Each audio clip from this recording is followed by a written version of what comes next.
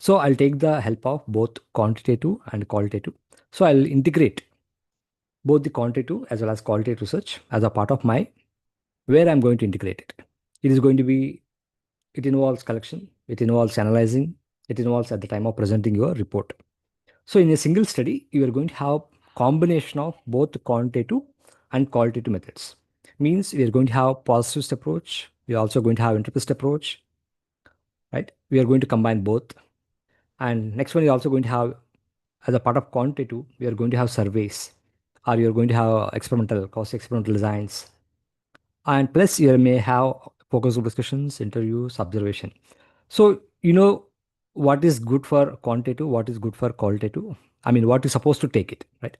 So, in terms of data collection, also, we're going to have combination. At the time of data analysis, it depends on your dominant approach, whether I'm conducting mixed method approach, but what is my dominant? Like, for example, whether qualitative is very high or quantitative is very high, or I'm trying to balance both together. So that is depends on the researcher, their objectives. We are going to have it. Now, how you report it, whether you're going to report first quantitative plus qualitative, or qualitative then quantitative. Like I'm sure scholars might have discussed about purpose of using mixed methods like complementary methods, developing the other method. So there are so many reasons why people use combination of both quantitative and qualitative. Now the question comes at the time of integration, how you integrate your findings of your research work. That's the most important aspect. Again, that depends on your research objectives, how you plan your chapterization. Accordingly, you are going to come up with the integration of your research work.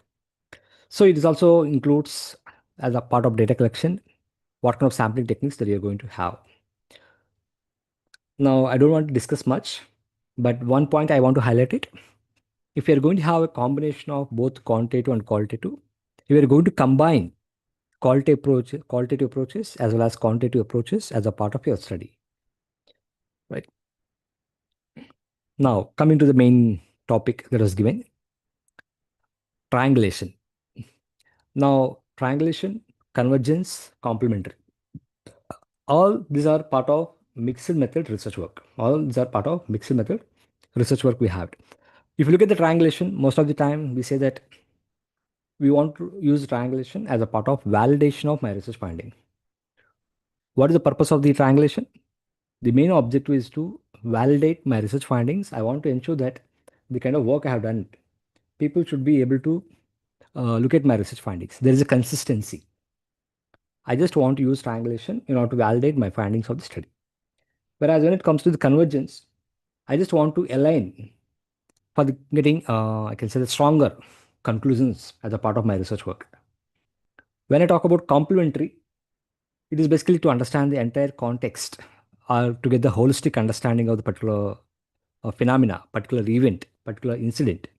So I can able to come up with richness. I can able to talk about validity. I can talk about the depth of the findings. So in order to talk about validity, richness, and depth of the findings, I'm going to use triangulation, convergence, and complementary. Now, if you look at the complementary as a one topic, within triangulation, there are different types. Somebody can use, say that methodological triangulation. What is methodological triangulation? I'm going to use different kind of methods. As a part of methodological triangulation, I can use quantitative, qualitative methods. Whether it's data triangulation, whether it's a, let me talk about one by one. Methodological triangulation. For example, I want to understand what are the student learnings during the AI. Right now, you're all adopting the AI apps. Forget about the submissions, assignments, projects. As a part of day-to-day learning, what are the AI applications our students are using it? Or I want to understand only from faculty side, as you all belongs to academic community, research community. I just want to collect data from you all, around 160 people we are here. I just want to understand because I want to improve myself. I want to update myself, looking at each one of you. What are the best way I can learn, or what are the best way I can improve my teaching pedagogy? What are the best way I can able to enhance my students' learnings? So if you want to understand that one, I am going to collect the data from you all to understand what kind of AI apps you are using on it, for what purpose, how it is benefiting you. Now I'm going to collect data from you all around 160 to 100 people from here by using survey. I'm going to use the survey method. I'm going to collect quantitative data about how you are, what kind of apps you are using, what are the sources, paid sources, unpaid sources, what are the learnings, what are the strategies that you're using on it. Second one, I'm also going to use qualitative research method, qualitative data. I'm going to conduct interviews just to understand, just because you're using AI tools, how it is able to improve your performance. What are your personal learnings? What are your personal experiences after after learning everything by using AI apps? Are you able to see any kind of changes in terms of the way you're teaching? Maybe in terms of the way you're able to deliver, or maybe in terms of the way you make more interactive, or maybe in terms of student satisfaction point of view. I just want to know, as a teacher, I want to collect the data from the other teacher about your experiences just because you're using a couple of AI tools, maybe in terms of making it more active, in terms of making it more case study based. There are so many AI applications which we use it as a part of our day-to-day life. If you're not able to use it, I think again that's a problem. We are going to be lagging behind. As a teacher, we cannot be lagging behind, right? So because our students, they are smart enough, we have to accept it. At least myself, I have to accept. My students are smart. The kind of exposure they have it. They're all smarter than us, one or the other way. But we need to ensure that we are up to their standard more than their standard as a teacher.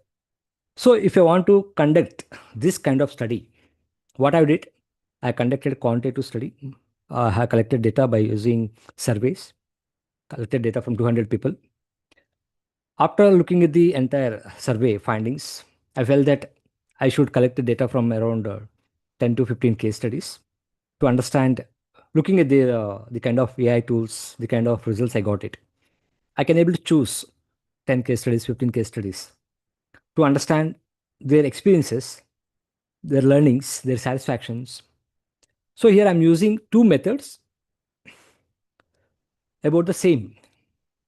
Yeah, I'm using two methods about the same. Here I'm going to validate the kind of findings I got it from the quantitative data. I'm trying to put it in the qualitative data as well. Same from the same respondents. I mean, stakeholder is the same.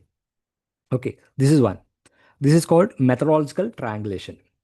Basically, I'm using different methods for collecting data, like combining both quantitative and qualitative. Now, what it is giving to me, it is giving a broad range of data. I'm able to compare. So what I'm getting here, consistency. I can able to see the consistency here. I can able to generalize my findings. Okay, that is the main objective of validation here. Now, as a part of the triangulation, second one is a data triangulation. Now, when I talk about data triangulation, I can able to say that I can collect the data from different sources, like maybe different time periods, maybe different locations. The main objective is I want to verify my findings. Means I can collect data from different sources, different time periods, different locations. Again, the main objective here is I want to ensure that there is a consistency. Okay, I want to generalize my findings. That is the main. Let me give another example here. For example, I'm just looking at my nearby campus. We have rural areas, though it is a gift city, but we also have some. I'm staying nearby Gift City. I'm sure many of you might be hearing about Gift City. This is Narendra Modi's main project from last 20 years. Somewhere we are close to that. From here, around 3 kilometers, hardly, Gift City, my campus. And surrounding, on the other hand, you can also see a lot of villages we have it. I just want to know what are the health seeking behavior this particular village people have it. So what I will do, I'll go to the primary care centers. I'll see from last 6 months uh, how many people are coming, what kind of a problem they're facing it. So I'll get the hospital records, primary healthcare hospital records. Basically, I'm trying to conduct the survey. What I'm saying that conduct the survey means I'm going to take the hospital records which records are available from the each and every primary healthcare center. By looking at the records, I'll get some understanding. This is completely quantitative. Second one, what I'll do, based on this particular records, after getting quantitative results, I also wanted to understand from the village community members. So I'll conduct some focus group discussions for a period of time, maybe a group of people from different communities you can see within the villages, right? So I conduct a couple of focus group discussions to understand their what kind of health trends they have it, whether are there any differences from community to community within the same village, are there any problems season wise. Looking at the data, I can able to understand in which month more number of cases are coming, what kind of cases are coming. So same thing, I'm also going to look at focus group discussions. Community wise, I'm going to conduct it. Season wise, I'm going to conduct it. Now, if you look at the current season, you can see that majority of the people are affected with one or the other infections because of changes in climate, right? Now, this is data triangulation. If it is my purpose is, if you want to get the data from different sources, if I want to validate it, again, this is another objective of it. Third one, investigate triangulation. Here, as a like for example, whether it is ICSR, whether it's UGC, or any project, if it is PhD, you're going to be one as a PhD scholar.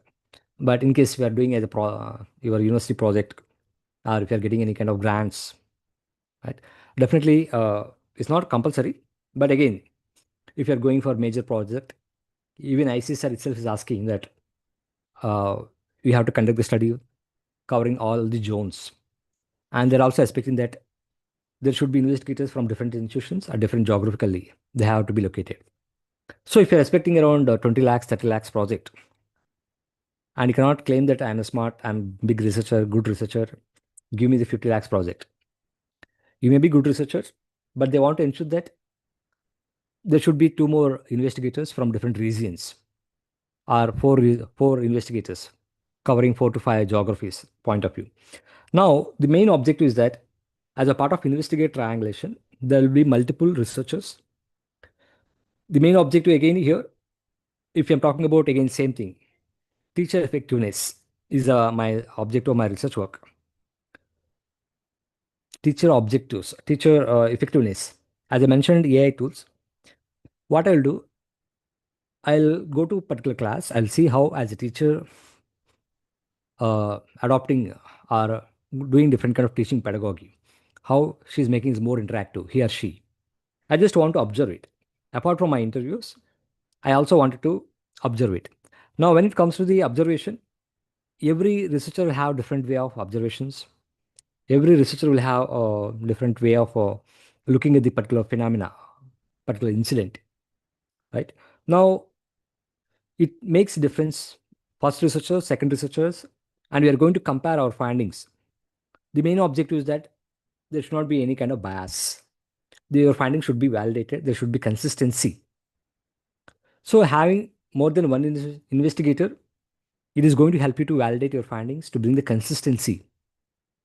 If you look at systematic literature review or bibliometric analysis, meta-analysis, the publishers will always expect there should be more than one author because they want to ensure that the kind of inclusion exclusion criteria or the kind of assessment, what kind of critical assessment you have done at the time of writing your SLR paper, bibliometric analysis paper. Why they're expecting as a publisher? They want to ensure that you are able to. There is a difference between as a team you are able to validate, and as a team you are able to assess the quality of the articles in a proper manner. That's what that kind of consistency they are expecting from it. The kind of validation they are expecting from us. Right. Next one is theoretical triangulation. Now it depends on the subject that you belongs to. Every subject has its own theoretical perspectives, understanding. Like name it sociology, we have so many sociological theories. Name it psychology, we have so many psychological theories. Management, every department, every discipline have a lot of theories we have. Let's say, for example, I want to understand workplace behavior. I want to understand workplace behavior. Now, I just want to understand what are the attitudes it influence, what are the attitudes of employees. influences towards their engagement, towards their motivation. Name it any context that we are looking for it. So these particular psychological theories or sociological theories or management theories, they are going to help us to understand what are the dynamics that we're going to have. So having the combination or review of all the theories or connected theories as a part of your research work, one can able to get proper guidance, proper direction, how you're trying to address the problem that you selected for it. The main object of any particular theory is to direct you how you're trying to address this particular problem or whether you're trying to test this particular theory. If you want to test the theory, you're going to frame your research questions in order to test the particular theory, right?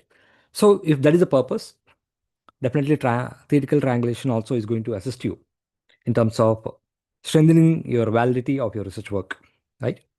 Next one, we have convergence. The main objective is to get the consistent results. Now, when I talk about consistent results, I brought a couple of studies here.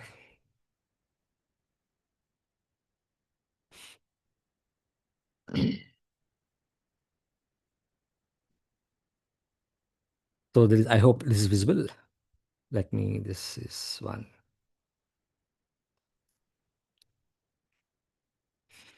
Let me talk about one case study. Title of the article is Trafficking in Bodily Perfection, Examining Late Modern Steroids Marketplace and its Criminalization. Justice Quarterly is a journal published in the year 2009. Okay. Now, it is a combination of both quantitative and qualitative study. The main objective was to understand whether how the people are, especially steroids, they are selling in the market, illegal market. Everybody want to have good body. Everybody want to become like good hero or good heroine, or at least forget about hero heroine. Everybody want to have good. They want to feel good about themselves. Maybe because of social media. Maybe because the way we are portraying the commercial, the capitalist society, how they are portraying it. You can able to see different kind of advertisements. Whatever maybe that, people started looking that if I use some steroids, I can able to improve my body. I can able to bring some kind of changes in my body, the way I'm looking on it. Right? Now the researcher wanted to understand where is this particular illegal market is there. So when you talk about the illegal market or when you talk about the drugs or maybe anything for that matter, people openly won't come and tell that I'm using drugs, I'm selling the drugs, right? So it's the illegal market. Now, as a researcher, I just want to identify uh, where is the particular marketplace, how it is processing entire market process. Okay, so the researcher what she did, the researcher used ethnography study and to understand the development and operation of local drug trafficking operation. So the researcher spent around 15 months as a part of ethnography research. Now, the point is that how to get it. Nothing is available. Nothing is available you don't know where to go, how to find out your respondents, to whom to interact with that. So the researcher started attending, joining in all the gyms, bodybuilding training programs, saying that I'm looking very thin. I want to improve my body. I'm doing a lot of exercises. I'm eating a lot, but still, I'm not able to see any change. So he was showing that he was showing his dissatisfaction, and he was saying that I'm not able to get any good girls, or I'm not getting married, or maybe I'm not able to impress anyone. So in every place, one or the other thing he's claiming, he's showing, and he's joining the particular bodybuilding training program or gym programs, and he started talking with the people, and he started interacting with the people and showing his dissatisfaction. And he was looking that someone is going to tell that you can go to so and so source, you'll get this particular steroids, you can start using it. So for everywhere he's joining, and after 1 week or 10 days, he's leaving that particular place and he's going to place some other joint. So he spent nearly 15 months, to complete his entire data collection. Now, somehow he was able to get one person. Later on, with the snowball sampling, he started getting sources about various other people and other places where all you can get it. So this is all about qualitative research work. Now, once we've done it, he wanted to come up with the, uh, you know, he wanted to ensure that looking at the understanding of the people based on the primary findings of the qualitative research, he wanted to go do with the quantitative research work. Generally, what we do based on the findings, we'll go for a quantitative study. We'll collect the data from the by using sample, huge sample. The researcher, what he did, he also did content analysis. He also did content analysis where a lot of websites are showing. If you go, you start expressing, you start looking at it, there are so many websites, somehow directly or indirectly it may connect it. So he explored entire websites, all the sources, and he made content analysis. So you want to support the qualitative findings with the quantitative findings together. You want to align both the findings in order to come up with strong conclusions.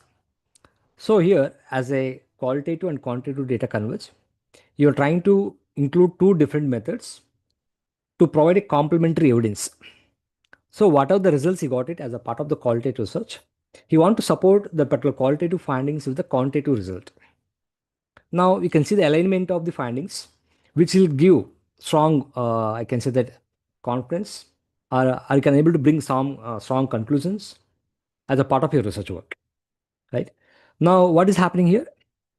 You are able to see the consistency across different methods like quantitative and qualitative. As a result, we are able to improve the trustworthiness. You are able to improve the trust of readers. Somebody, if you're looking at your findings, they can able to rely on your findings. And what else indicates convergence here? They are more reliable findings. You can say that they are more reliable than instead of going with either only quantitative or qualitative research work. Next one we have complementary. Let me go to the next one. Slides.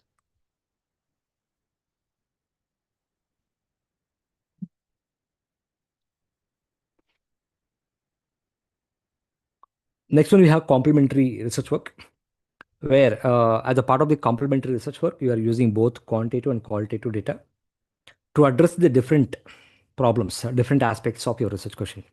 Now, I have some research questions in my mind. Let me show you that. As a part of my research work, I have collected data from study on students with disabilities in higher education institutions in Andhra Pradesh. It was almost around 17 years back, around 15 years back.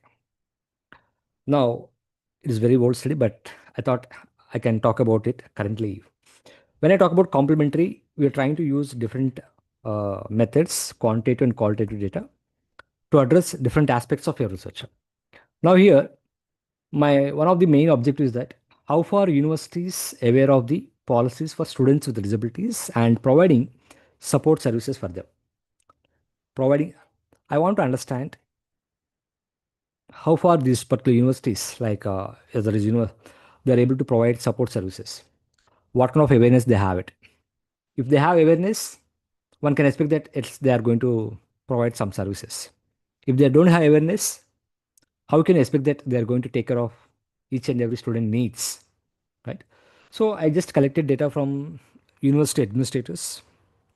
I'm sure some of your universities might be having disability cell or disability coordinator, or you can call it as an enabling unit.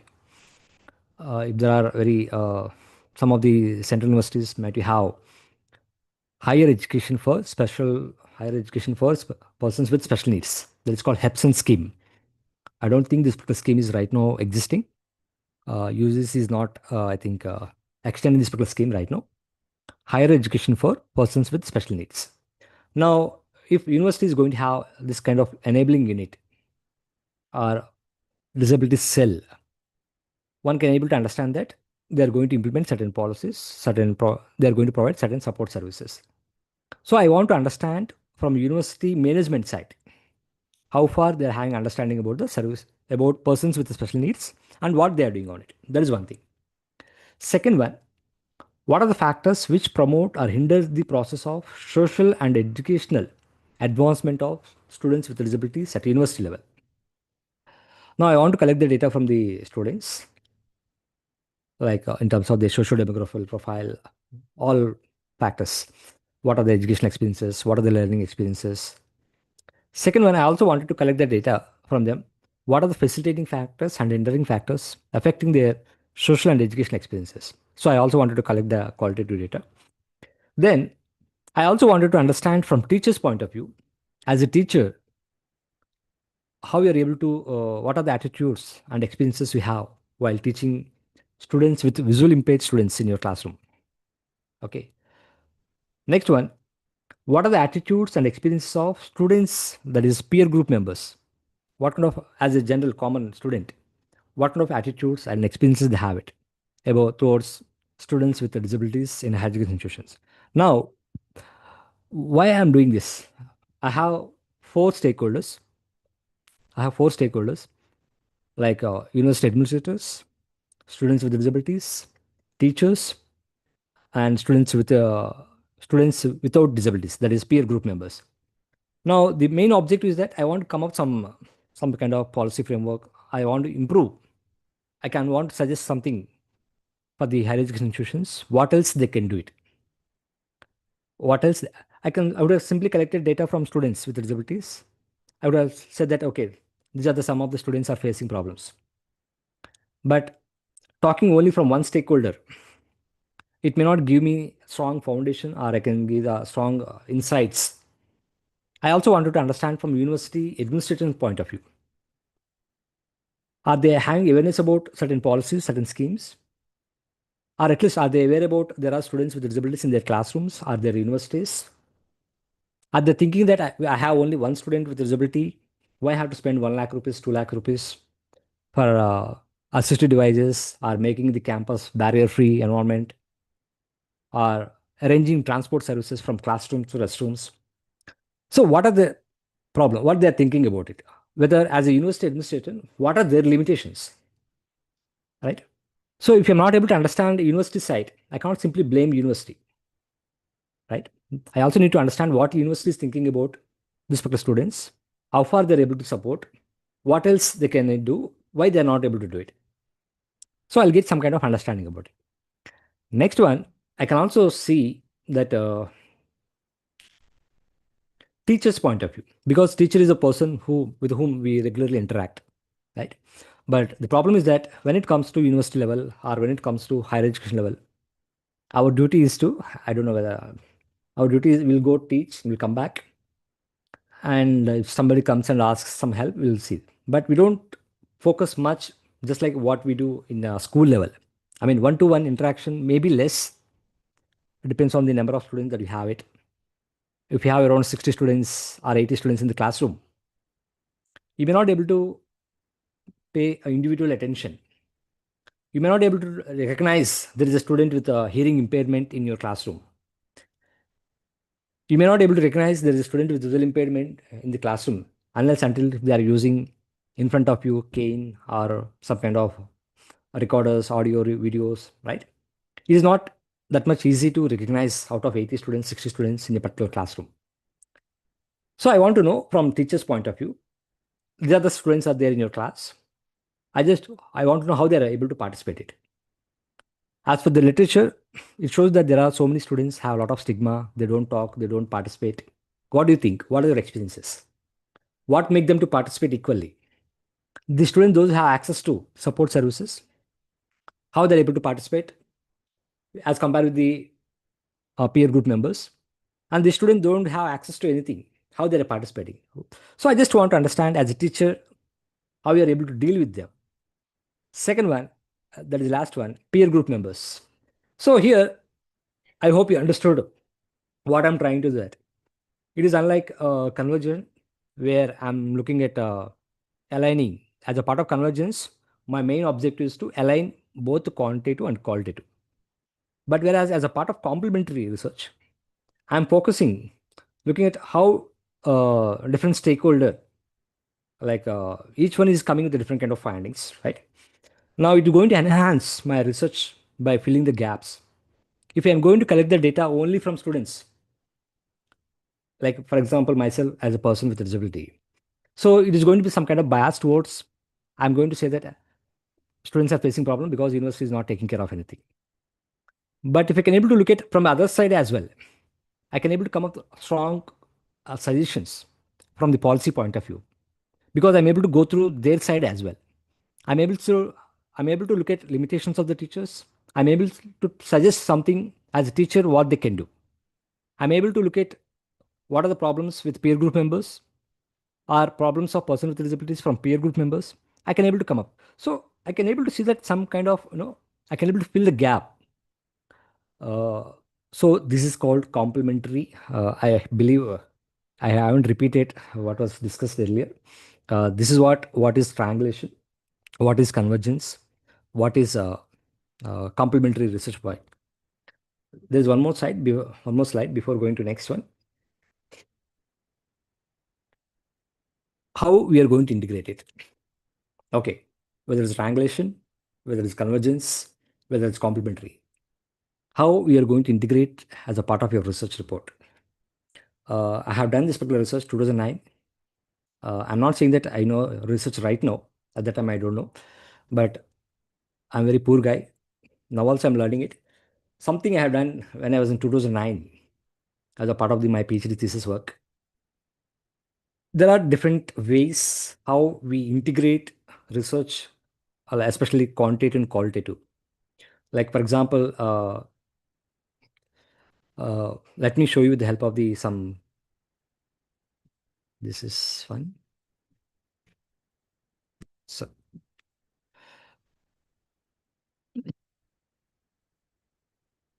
there is one slide.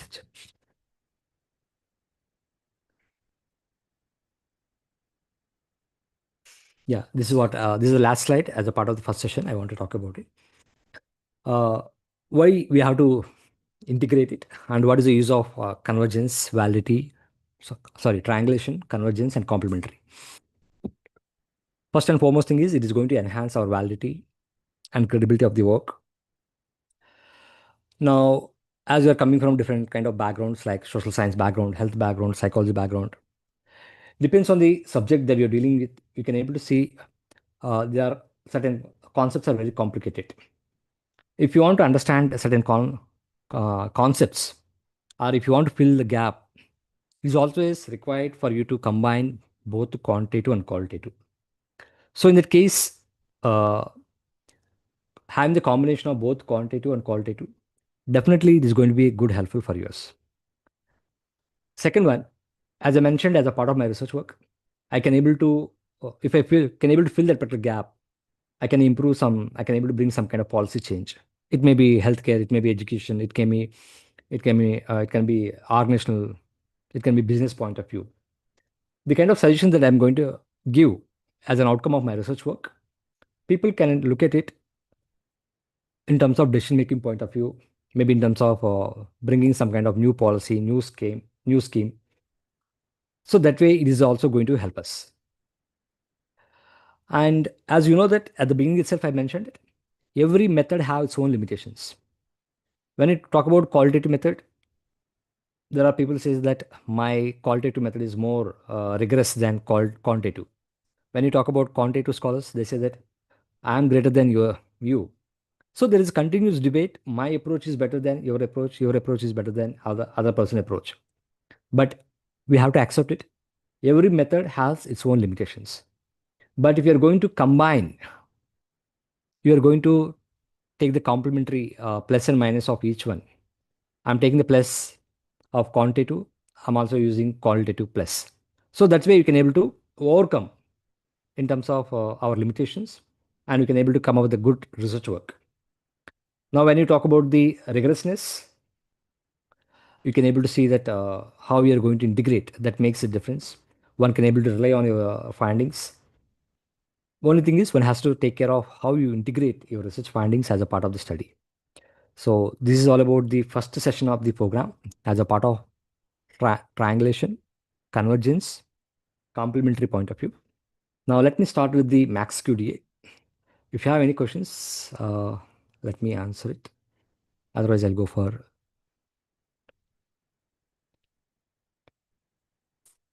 We try to spend more time and address their concerns in tutorials. Somebody is mentioning that I'm not audible. Was it clear so far? Am I audible? Anyone, please let me know. There is a chat box. They're saying that I'm not audible. Yes, yes. Okay, thank you. Thank you. So I'm sharing my screen again. If there are any questions, I can see. Otherwise, maybe last 10, 15 minutes.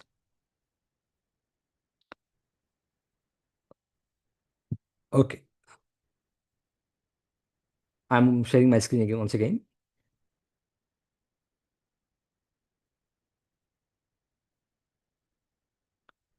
Let me open Max QDA.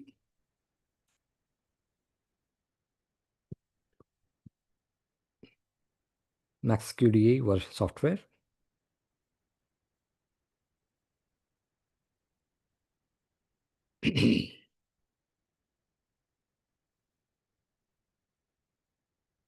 So just look at this particular Max QDA software.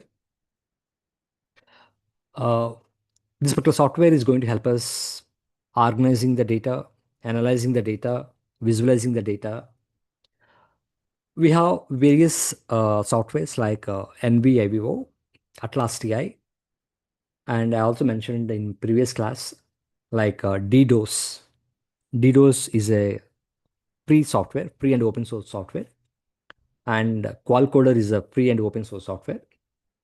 But despite having free and open softwares, majority of the people are going for either NVIVO or MaxQDA or Atlas TI.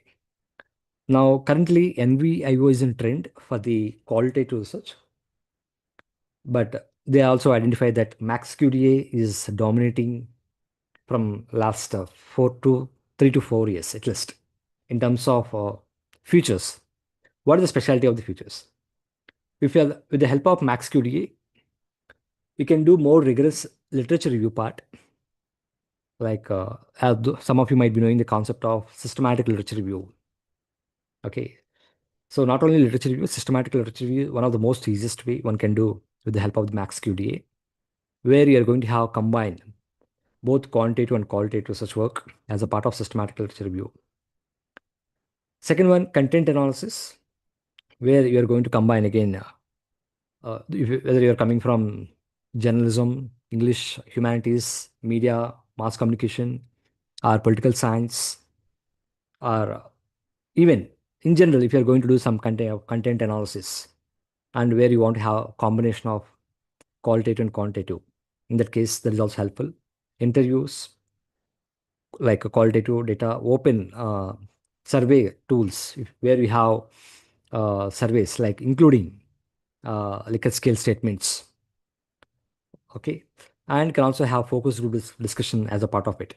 So look at the features. One can perform multiple functions by using the MaxQDA software as a part of it. Okay, and there are so many products are available as a part of the MaxQDA. Is having 33 years of experience. Almost, you can see that 40 years this particular product is there. And right now, this particular product is available in 192 countries. There are trainers, 300 plus. Okay. So I can say that one of the best software among the NVIO Atlas TI, we have it. Okay. And somebody want to read how to learn MaxQDA. It consists of around 800 pages manual. And there are also so many tutorials are available. So you can think of sometime how to use MaxQDA. Okay. Before going to software, let me show you the pricing. So again, just like NVIO, it depends on the person. Are you belongs to students background, academia, business, as it all belongs to academics. You can see that single user one,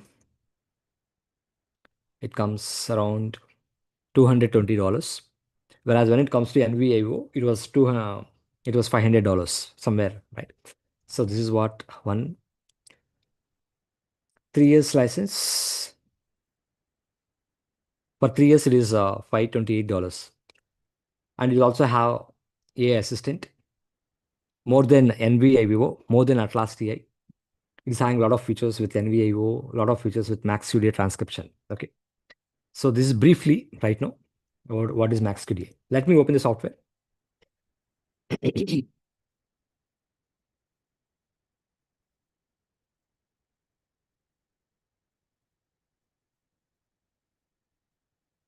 I'm just opening the Max Studio software. Current version is going on 2024. Current version Max Studio 24 is going on. I'm still using old version. Okay. Now, this is the interface of, I can say this is whenever you open the Max Studio software, you will get this kind of window. If you go to your projects, the kind of projects currently that you are working on it, you will have it. In case we are working as a team, your team projects will be here. And at the bottom of the window, you can see that what are the projects currently or recently you are working on it. If you want to create the project, we need to click on new. And if you want to practice, if you don't have any primary data, you haven't collected any data, but you want to use this particular software, in that case, you can go to examples, you can download it. Okay. Just right now, let me go with a new project. In order to create the project, just click on new. It's asking where you want to save this particular file. I want to save this particular file in a D drive or E drive, not in C drive. Okay. Just ensure that you'll select you're going to save this particular file in a D drive, Max QDA demo 2025. Okay. Just click on, just give the name and select the destination where you want to save this particular file. So this is a project file name, Max Studio. Now, just look at the interface of the Max Studio. Those who attended last 2 days session, like NVIVO, as compared to the NVIVO, there are so many features. It is a big software. I can say that huge, so many features we have. I can say that 3 times higher uh, applications. One can use it as a part of Max Studio. Like just like any other ribbon bar. One more important point. Right now I'm using version 22. Right now I'm using version 22. Version 24 is currently activated. It is having a lot of AI features. Other than what I'm showing you right now, we have a lot of AI features in the version 24. Okay. Now, just like any other application, if you go to home ribbon bar, we can see that creating project, opening project, you can able to create, you can able to organize your documents, you can able to organize your codes. Okay. You're also going to have various documents, window layouts. The way this is called, right now you are seeing 3 windows. One is document window, second one is code window, third one is document browser. I can organize my windows like this. I can see I hope you're able to see the changes in layout. This is one another layout. This is another layout. Basically, what I want to say that I can organize my data. I can organize how I want to work it. A lot of flexibility. I can able to see that. I can also see that if I feel this particular each window is very small, I can unduck. I can make it big one. I can expand it. I can expand each window. Okay. I can work. I can minimize. So a lot of flexibility in this particular place. I can, okay, just let me close it. Yeah. Let me close this one.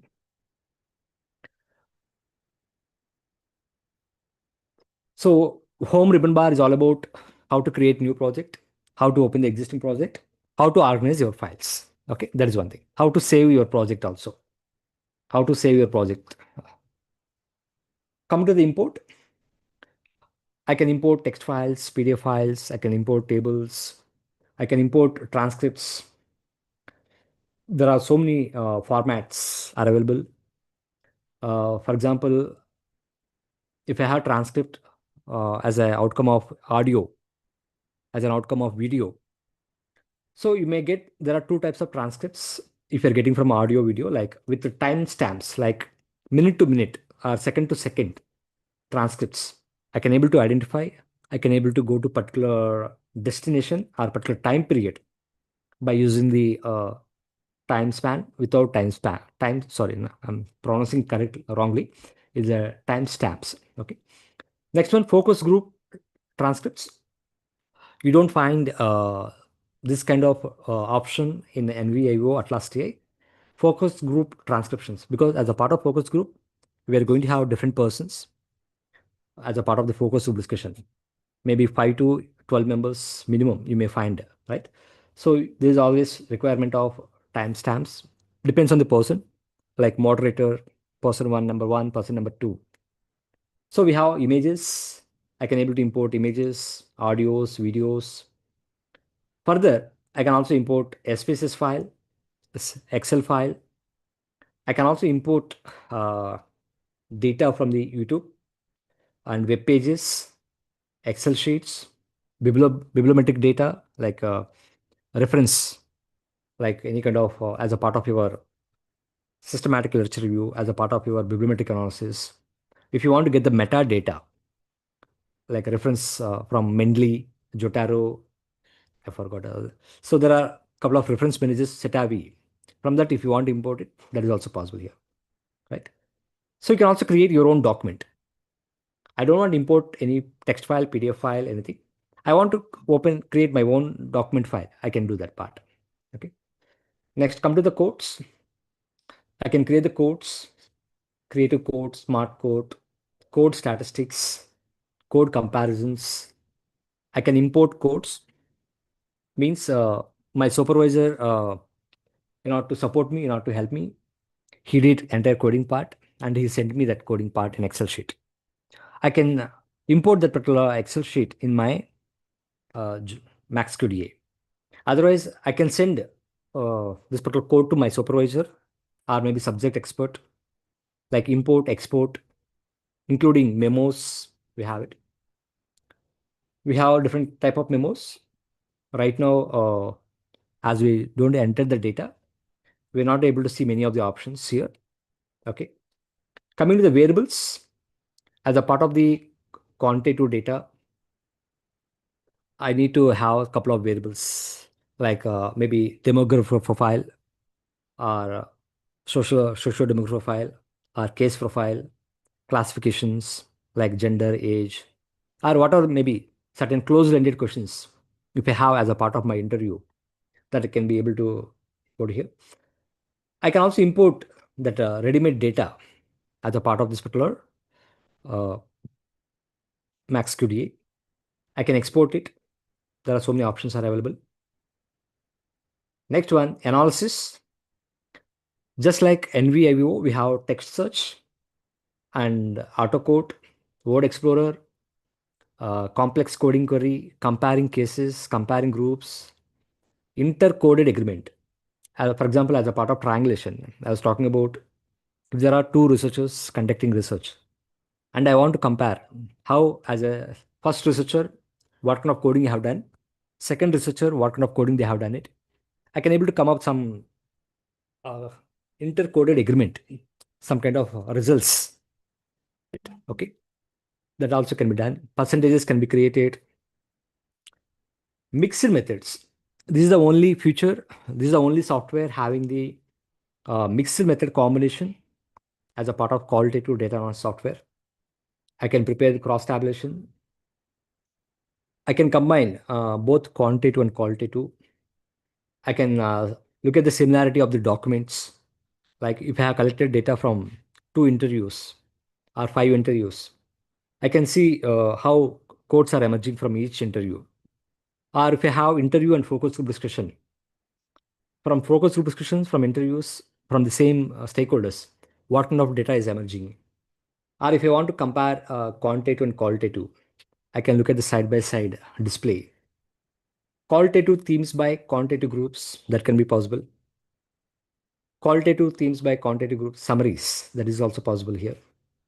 And there are so many visualizations tools like profile comparison chart, document comparison chart, map, code map. I can also bring code matrix browser. So there are so many options: word cloud, word trend. Okay. I can also I can generate reports like what we have done yesterday as a part of NVIO. We can able to export the code book, right? Like themes, codes, including with the text. So there are so many features. Dictionary, you can add certain words as a part of your research work, and you can keep certain words as a stop words list. Yesterday we discussed about. You can maintain your own dictionary here. Most important part, statistics. What we have done? We have done with the SPSS. Some of you might be using Jamovi. Some of you might be using advanced level statistics like SmartPLS. Now, as a part of the qualitative data analysis software, nowhere MaxQDA claims that they are only qualitative, they are only quantitative. It is a mixed method, right? Now here, as a part of the statistics, here I can able to create just like any other Excel sheet, just like SPSS, I can have my own variables. Look at the left side of the window, left side, right, bottom of the window, data editor, variable list, output viewer. So you can able to enter the data. You can make changes. You can able to enter your variables. You can also look at your results, output. Next one, I can able to open the file. I can able to see the windows. By using SPSS, we have done with the computation, recoding variables. There are very limited options. Of course, MaxQDA cannot replace SPSS or any other quantitative tool, but it is going to help you some extent because as a part of mixed methodology, I don't think we'll go for rigorous statistics. I'm not saying that you should not go also, but there is a possibility that you may have very basic statistics you might be using. So this particular software is sufficient to handle frequencies, descriptive statistics, okay, multiple responses, t-test, ANOVA, crosstabs, one-way ANOVA, okay, and a non-parametric statistic that is Mann-Whitney U-test, okay, correlation test, Pearson correlation, Spearman correlation, and you can also look at the reliability of your scale, like Cronbach alpha, okay. So there are so many features are available here. Just let me close this.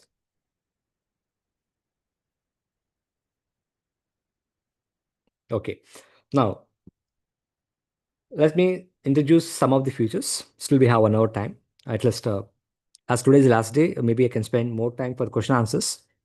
I'll go for the next 40 minutes. Then I'll go for question answers for the last 6 days. Uh, if you have any questions, if you want me to repeat any of the function, then I'll look at it. Okay. Now, after looking at the interface of the MaxQDA, let's try to import some documents. In order to import the documents, I'm going to import. There is a first option called uh, text, PDFs, and tabs. I'm just clicking on the particular document. I'm selecting the file. I just want to import R1, R2, R3. In order to maintain the consistency, in order to, as you all know that what is R1, R2, R3, I'm selecting the name, same file, so that you can also follow the same content. So we have Jaipur Rex, we have Vishesh, we have Gunj, we have three social enterprises. We have done this exercise yesterday, day before yesterday also. Okay. So that is the reason I have selected same interview transcripts again for it. Okay. Now I can able to import audio files, video files. Just like this, I can able to import any from anywhere, like images, audios, videos. Okay. Now, how to do the coding part? Just like what we have done as a part of NVIVO. Similarly, I'm going to select this particular text, right click. There is option called after selecting the text that you want to give the code. I'm not starting with a 0 because we have done with the thematic analysis. We already know how to conduct the thematic analysis.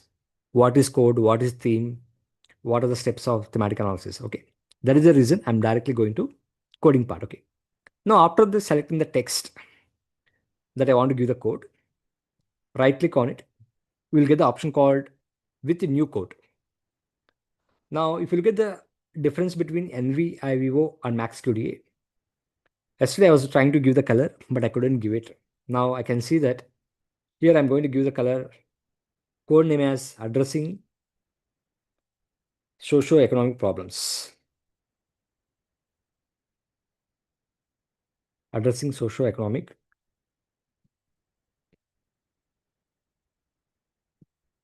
Don't mind if there are spelling mistakes. Addressing socio-economic problems. I can do one thing. For every code, I can select a different color, or for every theme wise also I can collect it. So right now, by default, I'll use one color. I don't select right now a color. Once we complete entire themes, then I'll go for each theme, I'm going to select the color. Okay. And now here, best part, I can also give the code.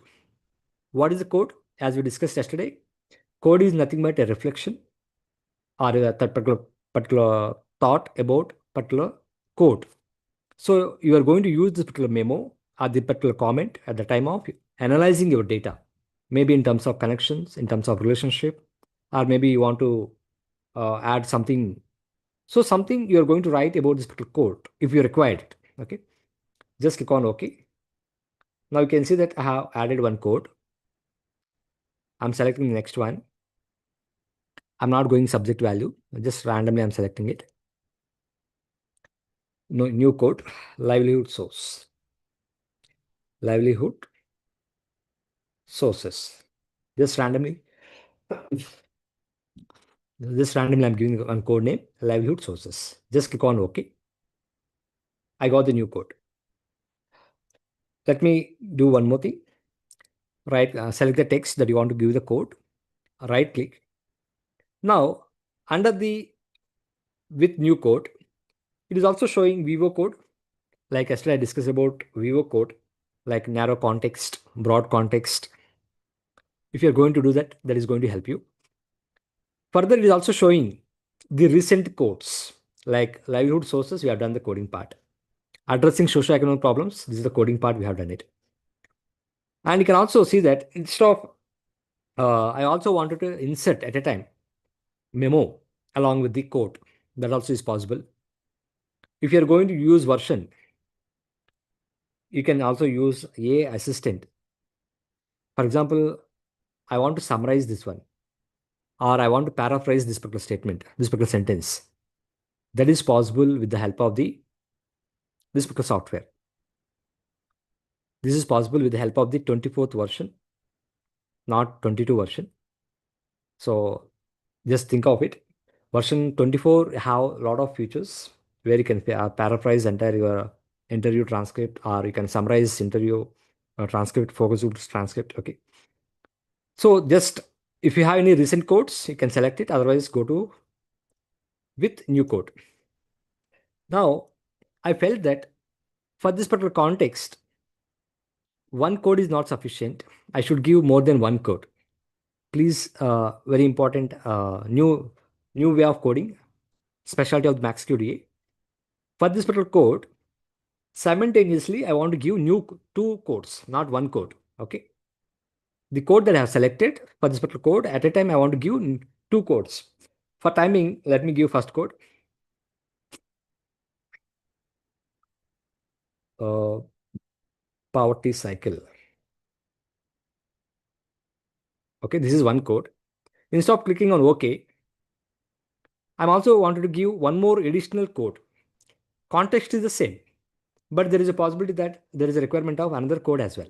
So what I will do, the moment I click additional code, poverty cycle will come the left side as a code, and it also asks me to code new one. See that poverty cycle already came, and it is asking to give new code one more time. Okay. Improvement. Improvement of rural artisans economic conditions. I'm giving randomly economic conditions. Now, just okay. So for the same context, I have given at a time poverty cycle, and improvement of rural artisans' economic conditions. So depends on your requirement, depends on your demand, you can able to use this one. Second one, if you observe it, you can also see that code strips. You can also see that from this particular paragraph, I have brought the certain codes. It's a highlighting. Sorry, just 1 minute. Let me take water. It's also showing code strips from which line to which line this particular code is there, how it is connected.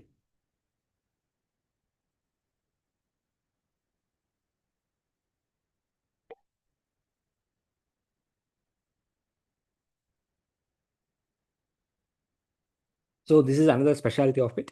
In case if you are going to highlight with colors, code can be highlighted with colors. Okay, this is new code. This is a different kind of colors. If you want to highlight it, that is also possible. You can see that. Okay. You can also give emojis as a part of your, for example, I want to say something sad. I want to feel something happiness. I want to put it, some kind of uh, expressions you can give reactions, which you have to think later on. Why I have given this one? What I want to do with this one?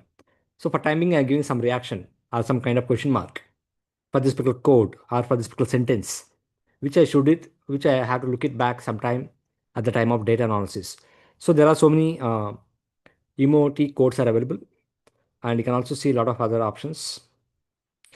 Just like if you open your WhatsApp group, we have so many codes, so many symbols, visualizations, a lot of options are available, right? That also can be inserted as a part of your coding part. This is one.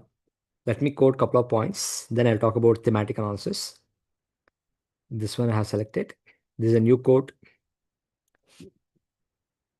Uh, sustainability. Sustainability. Then coding part. Now it is an ending process. Codes can keep on do that. I just want to introduce what it is. Now, after doing entire coding, just imagine that you have done the coding part. Now I want to merge the codes, or I want to develop the themes. What I can do, I just make it, first of all, I should decide which one is the theme. I'm thinking that sustainability can be the main theme. So I'll keep addressing socio-economic problems as under sustainability. Look at here. Now sustainability became as a parent code. That is a theme. And addressing socio-economic problems has become a code. Livelihood sources under sustainability. So it became subcode. Let me address it. See that you can see that again this came in code. Poverty cycle, improvement of rural and artisans' livelihood, economic condition. Now you can see that this is one sustainability. Under that we have certain codes we have. Now in addition, further if I want to code it, just click on sustainability. I can give the code. So this is going to be a process, complete process we can carry out. Now this is all about how to do the basic coding part as a part of qualitative data analysis, how one can develop the qualitative part. Now, as a part of mixed research methodology, as a part of mixed methods, uh, if you want to combine both quantitative and qualitative, if you want to combine both quantitative and qualitative, or what are the features I can use? So I just want to introduce a couple of features. Let me open it. Just go directly to mixed methods. Please look at my screen. I request all the scholars, faculty members, look at the screen. Here I'm having, there is option called direct mixed methods. As a part of direct mixed methods, there are so many options are available. We'll use at least a couple of them. First one is cross tabulations. Right now, I imported only qualitative data.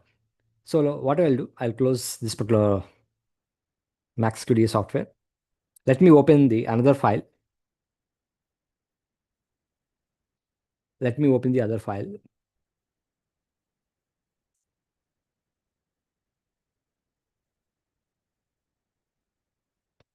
I'm just opening another time, again, same file. I mean, another file, I'm going to open it. Max QDA.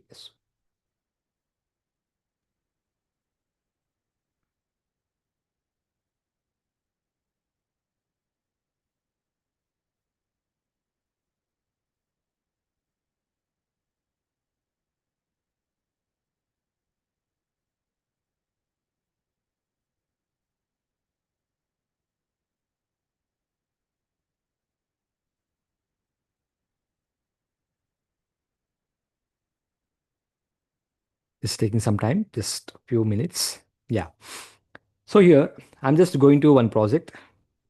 It is having the combination of all types of data, like we have interviews, we have focus group discussions, survey. Name of the project file is work-life balance. Work-life balance. It is the name of the project. I'm just opening this particular project. Let's try to understand the file or the project that we have with us. Okay. So let me show you the document. In the project name, work-life balance, we have interviews. These scholars are coming from Germany. Basically, they are the software developers. And they have collected data from two cities. One is from Berlin, second is from Hamburg. And if you look at the Berlin, we have one, two, three, four, five interviews. And if you look at the Hamburg, we have around five interviews. We have it, in-depth interviews. Next one, we also have focus group discussions. Let me open the focus group discussion. So this is a focus group discussion. There are four participants, one moderator, we have it. You can see this particular data. Okay. So this is one. Then we also have video interviews. Okay. Thank you very much again for participating in our research project. You're welcome. First, I would like to ask you, how often do you work from home? I work about 2 to 3 days a week, depends on the week. How satisfied are you with the separation between work and free time when you are working from home? So just like that, it can go. And it's very clear, and the accuracy is very high as compared with any other software. And we also have images. We also have websites data and literature and surveys. Like we have quantitative data as a part of this particular project. I just want to show you the context before directly talking about how we can mix both quantitative and qualitative. Let's try to understand the example. What is a research study is all about it. So we have quantitative data, like they're asking about work-life balance. How old are you? What is the relationship? Do you have children's? And we also have Likert scale statements. There are a couple of questions, and they're all closed-ended questions. Okay. So we have interviews, we have focus group discussions, we have quantitative tool. Okay. This is basic understanding of data. I think I'm mixing this layout.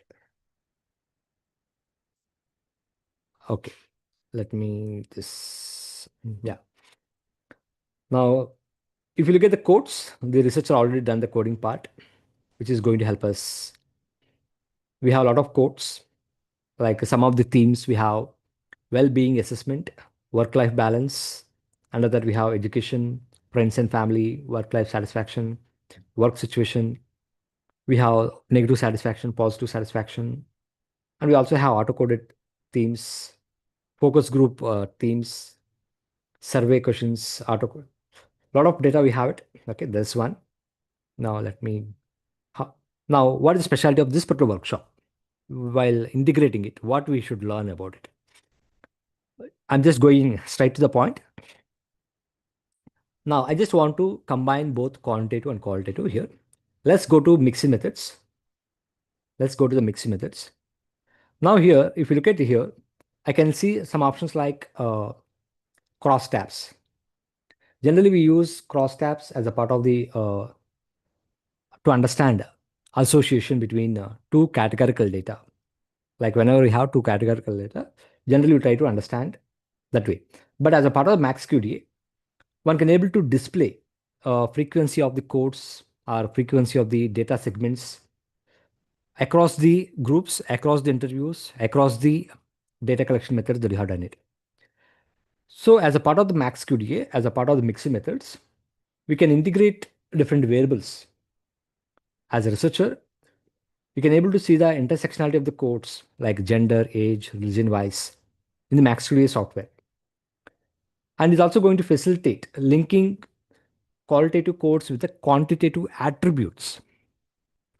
As a researcher, we are going to do coding, thematic analysis, and all, right?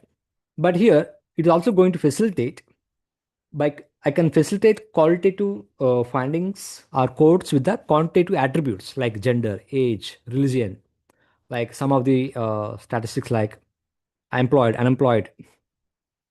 Depends on the kind of socio-demographic profile that you have it. You can able to connect qualitative codes with the quantitative attributes. That is one thing. How to do it? Let me go to one by one.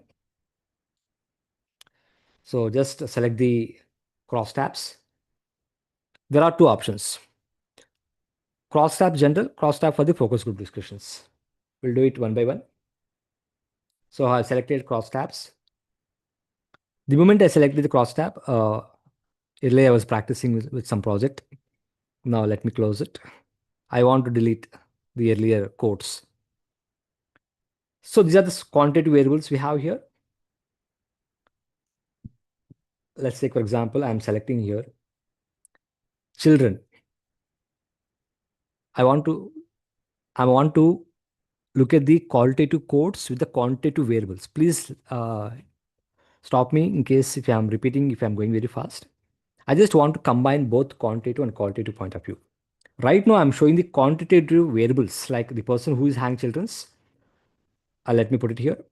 On the right side here, yes, is 1. Again, I'm going to select it once again. This time I'll keep it 0 for no. Okay. This is only for activated codes. I can also use small than, smaller than, greater than, larger than. Depends on the context wise. You can insert more also. Click on OK.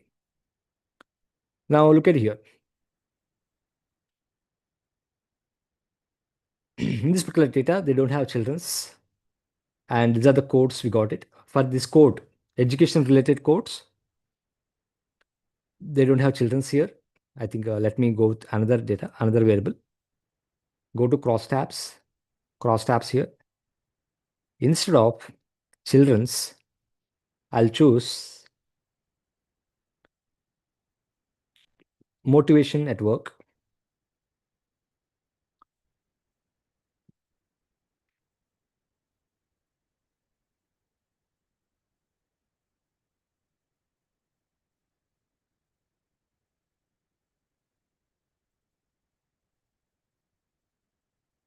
Employment.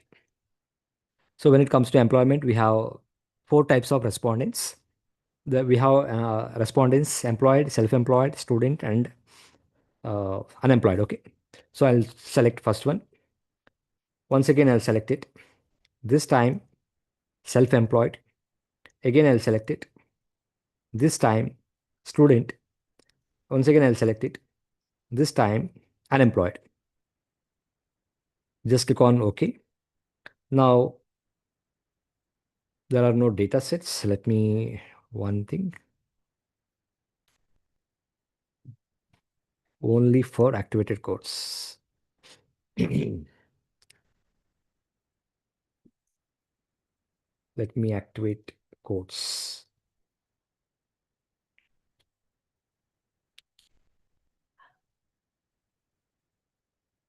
I'm just activating the codes.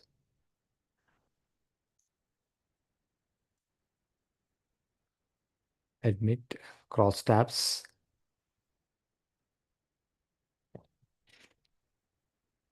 Let me do it right now.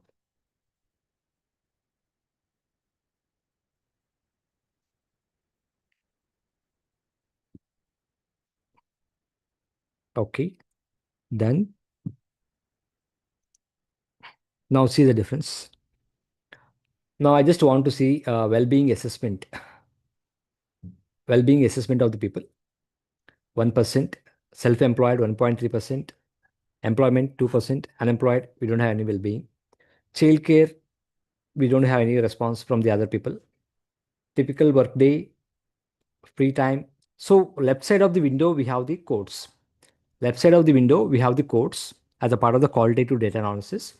Right side in the columns, we have the variables. Like for example, employed. How many people employed? Self-employed. Are they students? Are they unemployed? So I'm just trying to see the people, those belongs to employed. From that point of view, I'm going to look at this particular data. Let's take, for example, here.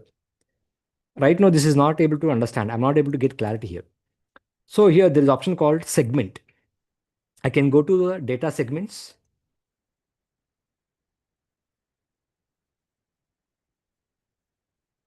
It is going to open.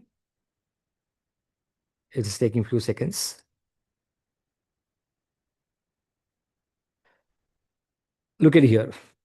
I'm trying to integrate qualitative with the quantitative variables here. So for every code, I can able to see the data segment. It depends on the code that you're selecting it. You are going to get that particular context. So either you can use supporting your quantitative, you can use qualitative, or to support your qualitative, you can use quantitative. So how you're going to integrate, that is currently just completely is up to the scholar, how you will make it out. But this is one of the important option. You can able to see that family wise, domestic group wise. Let me open it. There are so many segments.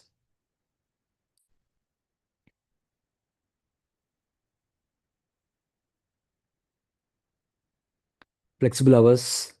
So every code wise, I can go. I can able to see that. This is one aspect. This is going to help you how to integrate as a part of it. Let me go to the next part. There are so many windows opened.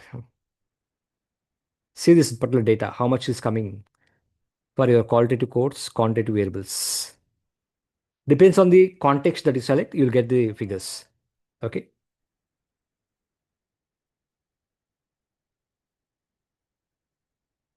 Now, next, typology table. Now, as a part of the typology table, it is going to help us to come up with the structural framework. I'm going to analyze qualitative research data and I'm going to classify, I'm going to organize this data based on the categories. Let's take, for example, I'm going to select some variables which are activated here. I activated like age, I activated. Satisfaction with flexibility, I activated. Motivation at work is activated. I'm looking at for this particular variable point of view. I just want to look at this particular variable point of view. Continue. Let me unselect this one. I'll select this time new one. Let's take, for example,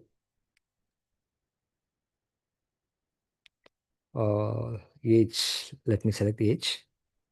1. Let me select age once again. 0. Let me put 0. Let me put 0. So I don't put this particular part. Now let me show you that. Satisfaction with the flexibility and mean. The person those having children's and the person don't have children's. Motivation at work. I already got some themes, already got some codes like motivation at work, satisfaction, compared happiness and all. But I'm also trying to quantify the kind of codes, the number of codes that I got it, looking at certain attributes like gender, employment, number of children they have it, yes or no like that. So this particular findings is going to help me to compare between the person, those who hang children's, what kind of satisfaction they have it, and what is the mean score, what is the standard deviation, we have it. Okay. There are total 35 documents, we have it. This is how we can, now for example, there are few options. If I press on this particular red color, it is going to show the lowest lowest values in a particular row. In this particular row, who is performing, who is having good satisfier age? Mean age is 42. Those are having children, one children. When it comes to the children, those who don't have it, their mean age is 26. If I keep my cursor here, it is going to show the highest values. These are all the highest values. So as compared with the people, those who don't have children, their mean satisfaction is high. Their motivation at work is high. Satisfaction with personal relationship is very high. Well-being is very high. And compared happiness is very high as compared with the people, those who don't have children. Means you're trying to integrate qualitative findings with the quantitative. That is one aspect of it. Now I want to take this particular data. I can put it in a Word document. Let me show you. I'm going to export it in the Word document. See this, how I got this particular Word document. I can make changes. I can edit it. I can make certain changes. Later on, I can make beautification also. Completely depends on the scholar, how you want to make it. Okay. So this is one aspect. Now, don't save.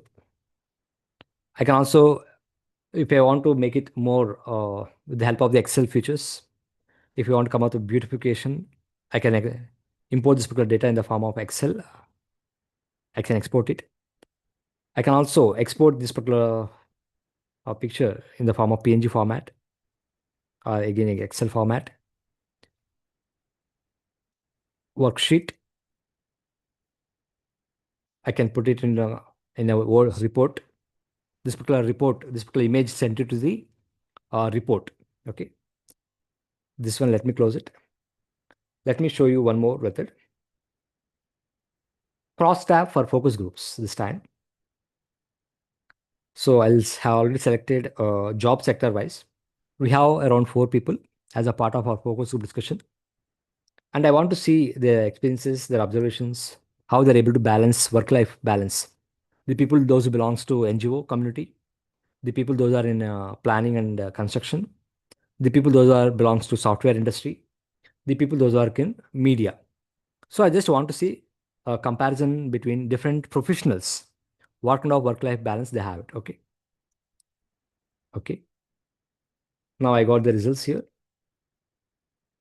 Uh, I can able to see in the form of percentage. Sorry, this is one, not this. Number wise, percentage wise, sum total, and I can also get the data segments. Depends on the code. I want to see, for example, I want to see here work-life balance among every type of professional. One document, coded segment 000. Let me do it again. Code it only for activated documents. Work-life balance. This is hang 0. This is hang 10. You can see that here 0 means there are no data segments. Wherever there is a number, you can able to see that there are 10 responses, 10 segments. Now, while reading this, I'm able to quantify the people belongs to NGO category. What is the difference? The people belongs to planning industry. What is the difference? Right. So I'm just quantifying I'm trying to integrate quantitative and qualitative with the help of the MaxQDA software. Okay. I can also see that number of from where it is coming, from which respondent it is coming. Like for example, if it is focus group discussion, who mentioned about this experience? This kind of response from where it is coming. Volga is the name, person name. Pranav is the person name. Fatima is the person name. They are the participants of the focus group discussion. Okay.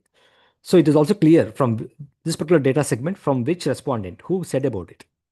This much clarity we can't maintain with a hard copy, right? Let me show you one more here. Negative satisfactions.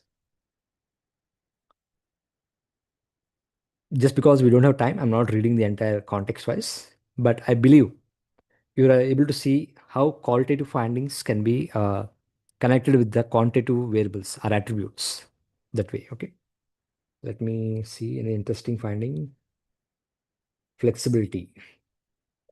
Depends on the nature of the work, what kind of flexibility they have it. That also can be analyzed, right? Amount of hours, you can see that. Free time. So this is all about how we can integrate it. Let me close it. Similarity analysis for documents. So it is presenting the data in the form of similarity analysis. Like we have people, we have Mateo, Selim, Rayleigh, Chris, Arnie. These are the name of the persons. And we are trying to compare with one person with another person. Matrix, we are able to compare, we can able to compare it. This is one aspect. Side by side analysis, side by side display of results. Like I have coded data, I have interviews, I have focus group discussions, I also have qualitative, I also have quantitative. I want to see side by side. For that, what I will do, first I will select a couple of codes. Like let me put it here: work-life balance, work situation. Can also put quotes. And here I'm going to select. Here I want to select two people. Chris, I'm selecting it. Matthew, I'm selecting it. I can see quantitative and qualitative. I can see interviews and focus group also. I can able to see that. That can be done. Okay. Click on OK. Work-life balance, there are no data segments. Education, I can see that education, there are some data segments. I'm able to compare with one person with another person. I can able to compare between one person to another person. Okay. Like Chris, what he mentioned about education. Matthew, what he mentioned about the education. Friends and family, I can able to see compare between these two. Okay. So I can see qualitative interview. I can see interview and focus group discussion. I can see interview and survey. So depends on the purpose of the study. Depends on the integration. Right now, what you are seeing right now, I'm seeing the qualitative interview, but I can also combine qualitative and quantitative. Self name itself you can see here. These are qualitative findings. These are quantitative findings. So can you combine that way as well? Okay. And if you want to increase number of columns, right now there are only maximum 2 columns. The amount of data that you choose, let me show you more. Go to not this one.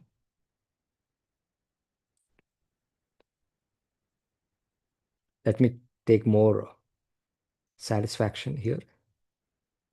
Work-life balance, remove it. Education, family, friends, satisfaction, workplace and career. I have selected 4 codes.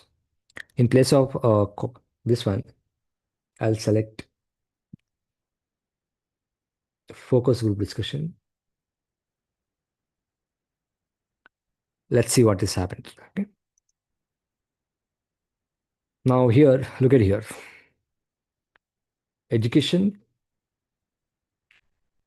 We're talking about education, work and career, workplace career. You can see a lot of results.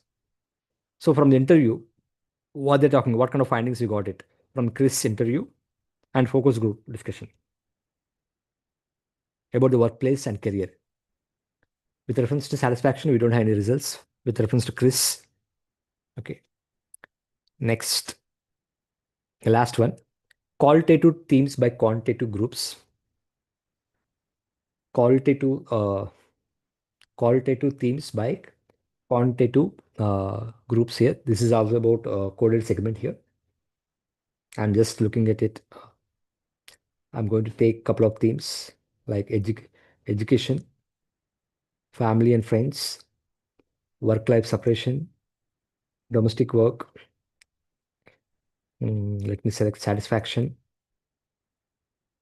Have selected.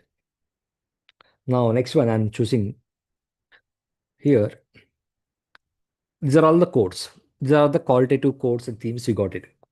Now I want to see with the age group wise. The people belongs to particular age. The people belongs to particular age. What kind of satisfaction they have it. Let's take for example civic status.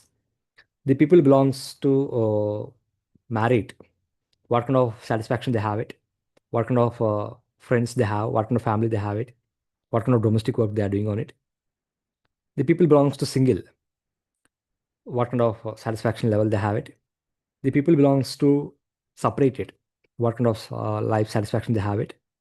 The people belongs to widowed community. What kind of satisfaction they have it. Just click on after selecting everything. Just click on OK. Look at the results here. In widow case, we don't have any results. With reference to education, the people belongs to married community. What are the satisfaction? The people belong, those are single. You can able to see why education wise, friends and family wise, satisfaction wise, domestic work. Depends on the context that you look at it. You'll get data can be segregated. It can be arranged. It can be integrated. It can be integrated as accordingly. Let me go to family. There are 19 coded segment. Look at this. The more I narrow down, scroll down, I can see a lot of findings. As compared with here, we have 19 coded segment. The people, those who got married, we got a lot of data from them. Okay.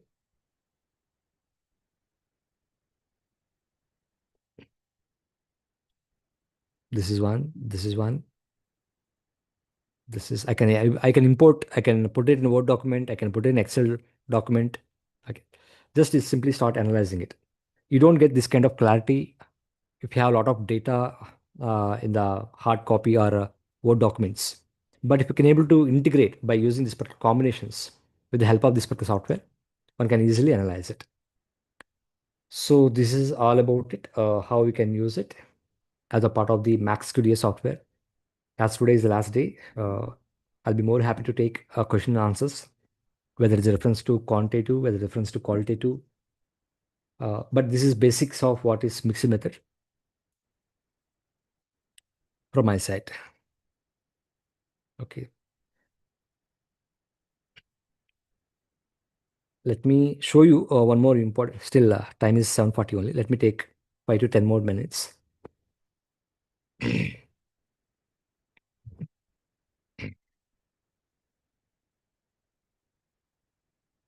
With the same data set, I'll show you statistical part.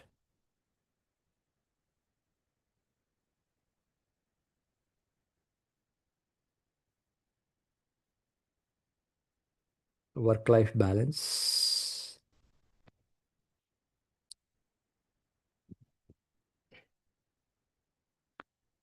So we have statistics.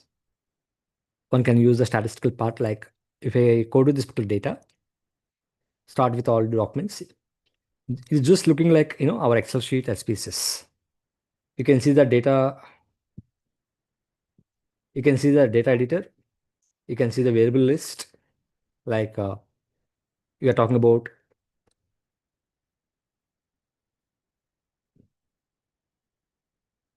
just like any other Excel sheet or SPSS, we have it. Are there any flexible work arrangements available for your place? Compared to my peers, I consider myself. So we have certain statements. Do you have any childrens? How many childrens do you have? So these are all some of the variables we have it. Whereas here in data editor, we have the responses that you have received from the your respondent. Like look at here, age wise, paid work hours, unpaid work hours, status of employment, age, satisfaction with flexibility. Okay, output viewer, you can present your results here. Let me go to just few more options. I'll present it. I want to see the frequencies. So if I want to prepare the frequency, how old do you have childrens? This is one variable. Just click on OK. So we got the table.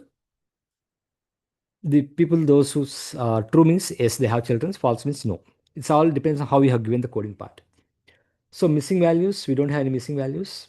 I don't want to present it, so I can delete it. Select and delete it.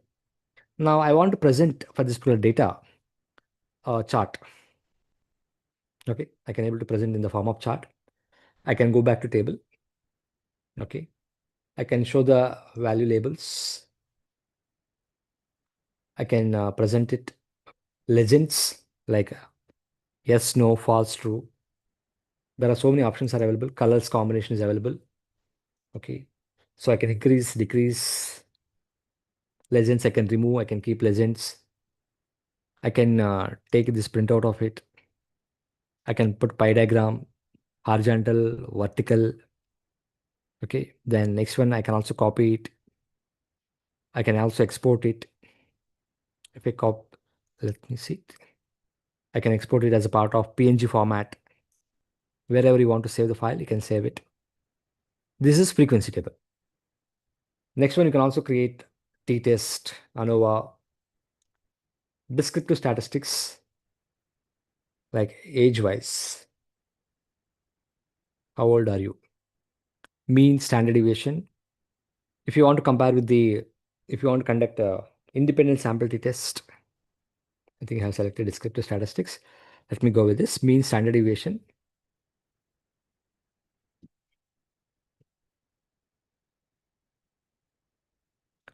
Look at this particular data. There are total number of people, 66 people. Mean height is 35.18. Deviation, standard deviation from the mean, 12.17. There are missing cases. Those who didn't answer about their age, 13. This is one. Similarly, you can also conduct comparison-based test.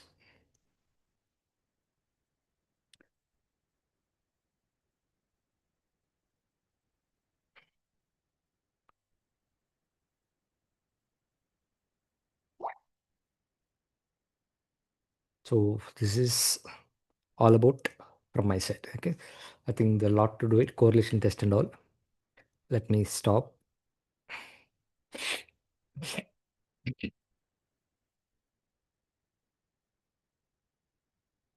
Okay. So we have 15 minutes time. Please unmute yourself if you have any questions or if you would like to add any point, feel free to add it.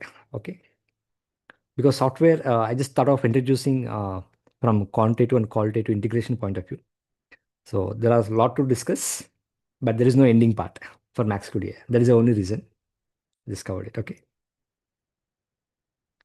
Any questions? Anyone of you, please?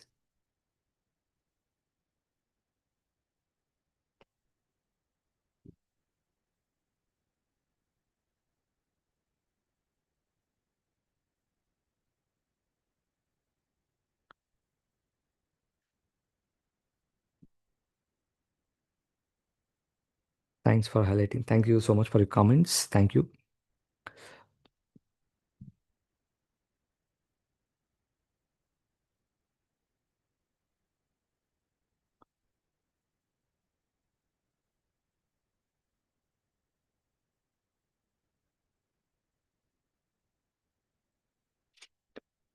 Okay, as mentioned in the previous class, tomorrow onwards, we are going to have MaxQDA software where we are going to give version 24th, that is advanced version for the 2 months. In case you're interested, please play to join for the program. Okay.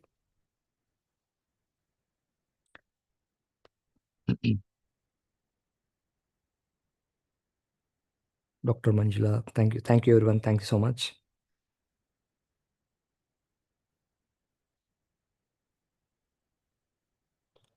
As it is hands-on practice, if there is anything you want me to repeat, either SPSS, NV, IVO, please let me know. Or as a part of MaxQDA, whatever I covered it from there.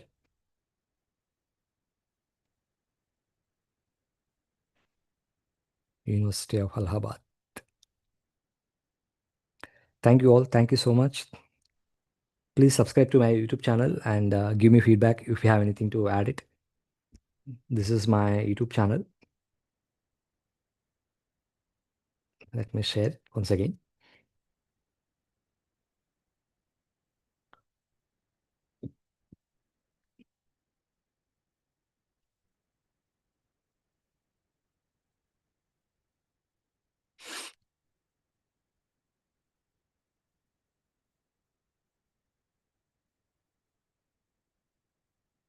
Thank you, Priya madam. Thank you so much. Thanks a lot. Thank you, everyone. Thank you. Thank you. Are there any questions?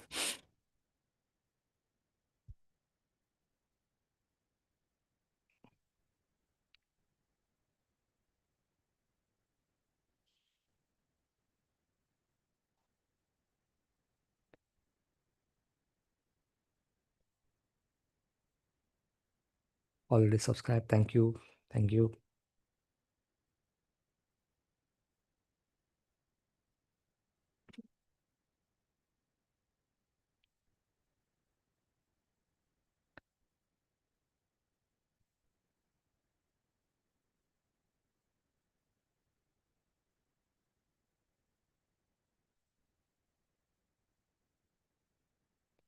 Uh, Maybe I can call the organizers.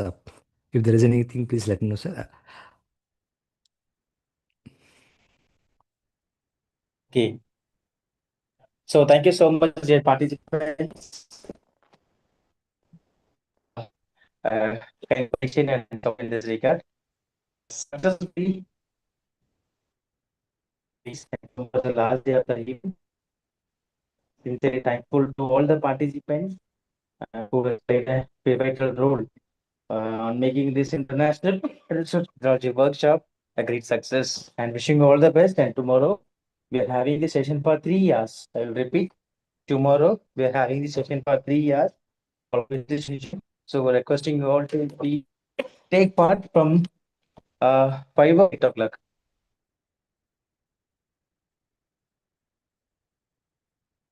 Thank you, sir, Benit sir, and I thank all the organizing committee members for this particular wonderful opportunity. And I thank all the scholars for your kind words and for your active participation. Thanks a lot.